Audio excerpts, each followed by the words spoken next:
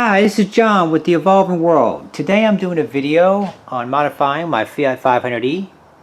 This time I'm going to focus on aerodynamics. I've test driven some cars recently, or I guess I should say done some reviews on some cars recently that had these little shutters, to block off the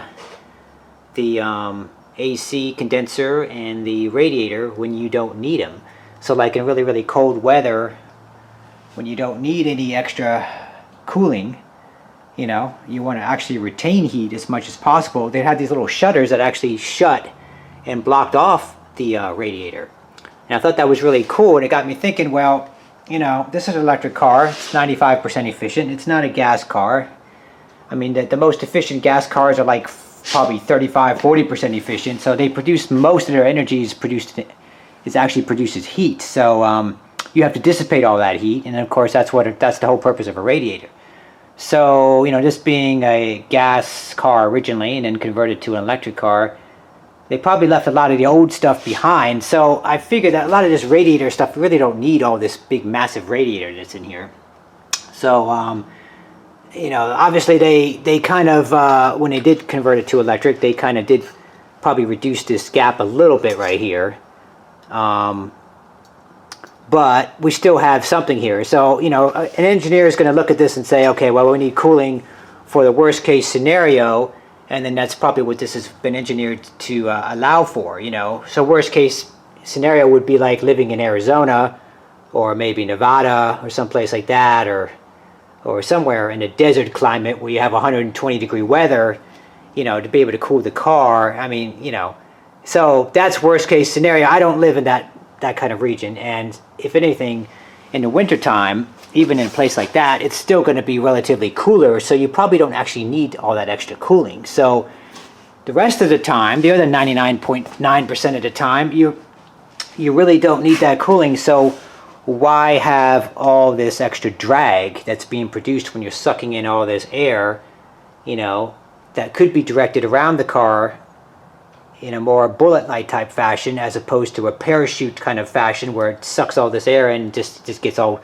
cluttered up all in your car. As you can see here too, you can see those rocks and chips, and I'm not sure if those are little pebbles or bugs right there. You can see one right there. So all that stuff gets mashed in there, and then the dust and everything comes up and gets all in your motor bay here. So I think that's where most of the motor dust comes from, because it's like, where else could it be coming from? We have pretty much a smooth underpan, and at least in the front. So where is all of it coming in? Is it coming in through the little crack right here, or is it coming in down here? Most likely down here. So that's what we're going to work on today. Go ahead and use some Coroplast. I think it's going to be the material of choice here. And go ahead and put a shield in here and kind of block that thing off and see what that gains us. Now, another thing too, as you can see here, I'm going to try to get here a little closer. This is actually the condenser unit down here. It's for the AC, and the radiator is actually a little bit behind it. You can kind of see right there. The condenser stops, and then the radiator is behind it, and then big massive radiator behind all here. But obviously that's been already restricted to some degree. So yeah, it's like I don't use the AC that much, and if I do, it's very briefly. And even if I do use it briefly, and even if this somehow restricts that, it still has two big fans about down here, from the original, car. So these are far more excessively. I'm trying to get in there and see. I don't know if you can see that, but there's two fans in here, electronically controlled. So if it senses that it's getting too hot, it will just kick those fans in. It will suck in air from anywhere around here and then pull the air out. So shouldn't really be a problem. And I think it will gain us a little bit of efficiency, especially on the highway. So let's go ahead and get started. Okay, so I cut my cardboard to about that size right there. Just all doing it by feel and by eye.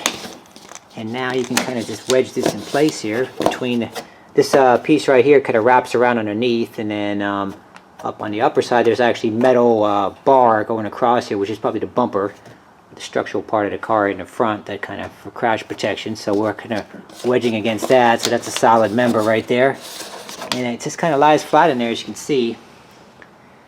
Okay, so it does taper a little bit, so you just have to cut a little bit off the top and then a little bit off in the lower corner. Kind of round it off a little bit. And then I got it wedged in there, so it's nice and tight on that side, as you can see. So that's our template right there. So next step is to take our template right here and place it on our material. Line it up. As you can see, it's a little bit rounded here, a little bit tapered on the top there. And basically cut out a piece, cut out about half a piece or so. And then basically start over on the next side, basically flip this over, and then cut out another half piece for the right side. Using that template, we cut out a couple pieces here. That's approximately how it's going to lay right there, overlapping a little bit. So here's with the left piece installed. As you can kind of see, it's kind of wedged in there.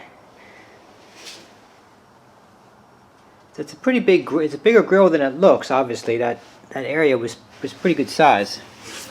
So now we'll go ahead and put in the other side. See, as you can tell, you really can't see the difference. I mean, you really have to be looking hard to see that. And here's it with the other side in. Overlapping a little bit in the center. It's all in there, all wedged in there pretty tight. Alright, here's the finished product. I have to say it came out pretty good. I actually secured it with a little bit of wire right there, drilled a couple holes and kind of lined it up that way, and probably could use a couple bolts maybe or something would work as well, maybe a tie wrap. But I figured that I want to be able to remove it quickly, and it seemed like the simplest solution, so I just used a little bit of wire there to kind of help secure it. But actually, it's actually kind of optional. If you cut it correctly, it's actually wedged in there really tight, so it's not really a problem. It's not going to pop out or anything. It might just flap a little bit. I just want to try to reduce any kind of noise possibility of something kind of coming free and then flap it around or something. But anyway, that's how it looks. I mean, it'd be pretty hard pressed to see that or notice that when you're driving or looking at it, I think most people, 99% of the people, unless you're looking for it, you're not going to see that.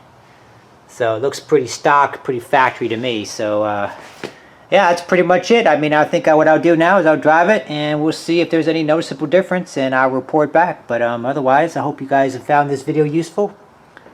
I hope you liked it. Please like and subscribe if you did, and many more to come.